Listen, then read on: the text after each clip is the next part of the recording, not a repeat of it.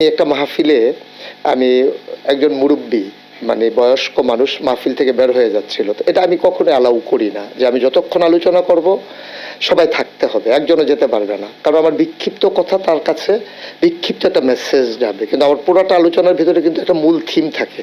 তো সে যদি অর্ধেক শুনে চলে যায় তাহলে তো সে আমার মূল থিমটা পেল না। তো ও যখন চলে যাচ্ছিল আমি তখন ডেকে বলছিলাম যে আমার মতো করে আমি যে মুরব্বী মানে যাওয়া যাবে না, এটাই ইশারায় বলছিলাম। তো এটাই ভাবে যে আপনার ছেলেরা এইভাবে নেবে এটাই বুঝি নাই।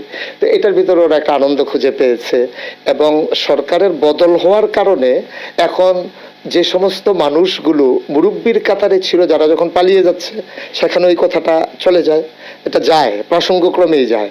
এবং আমি একটা কথা বলেছিলাম যে এক লোক বের হইছে দাড়ি টাড়ি কামাই একবারে সমান, এখন সালমান এফ রহমান যখন দাড়ি কামিয়ে ফেলেছে তখন আমার কথাটা ওর সাথে হুবহু মিলে গেছে। আমি কিন্তু সালমান এফ রহমান